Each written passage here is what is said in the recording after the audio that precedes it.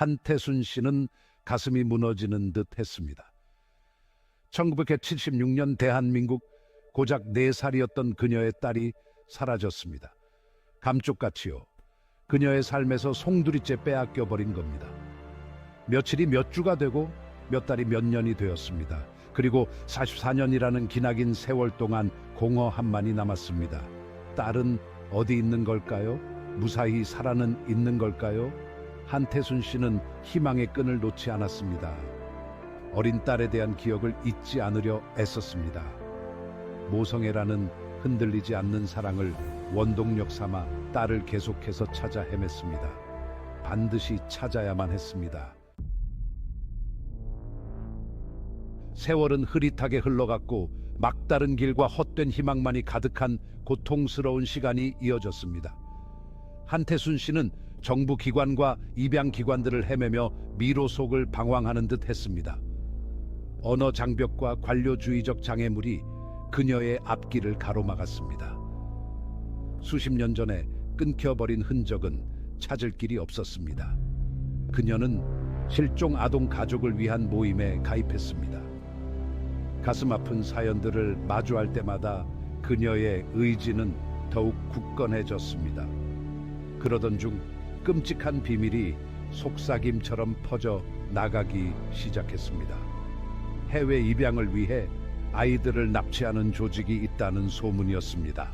새로운 단서에 그녀의 가슴은 다시 한번 뛰기 시작했습니다.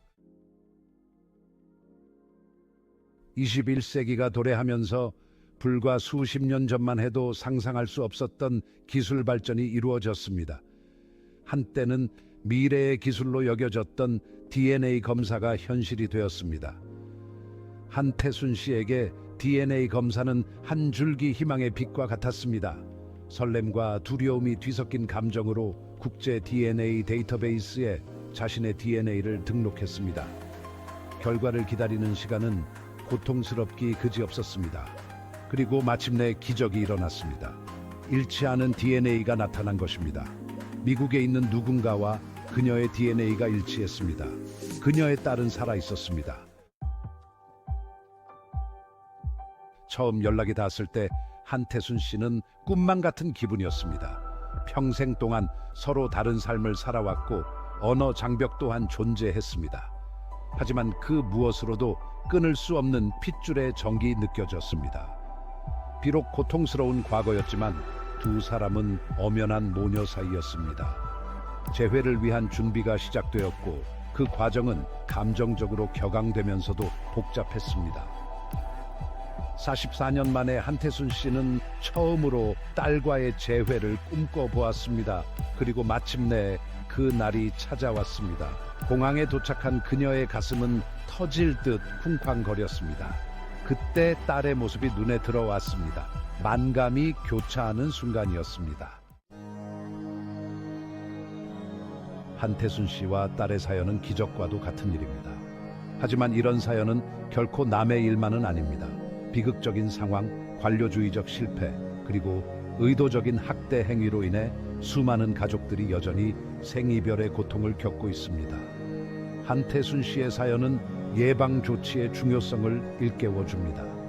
수십 년 전에도 가능했던 지문 등록과 같은 간단한 기술만 있었더라도 이런 오랜 이별은 없었을 것입니다. 이는 사회적 인식 개선과 더불어 가장 취약한 계층을 보호하기 위한 시스템 마련의 필요성을 강조합니다. 동시에 한태순 씨의 사연은 희망의 등불이기도 합니다.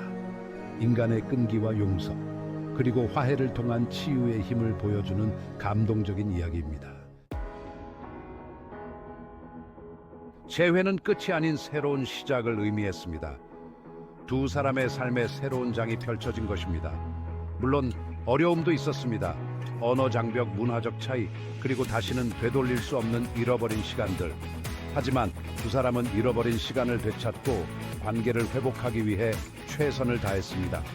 서로의 언어를 배우고 이야기를 나누고 새로운 추억을 만들어 갔습니다. 같은 아픔을 공유하고 힘겹게 재회한 만큼 두 사람의 유대감은 더욱 깊어졌습니다. 한태순 씨의 사연은 희망의 불씨가 결코 꺼지지 않으며 용서와 화해를 통해 새로운 삶을 살아갈 수 있다는 것을 보여주는 증거입니다.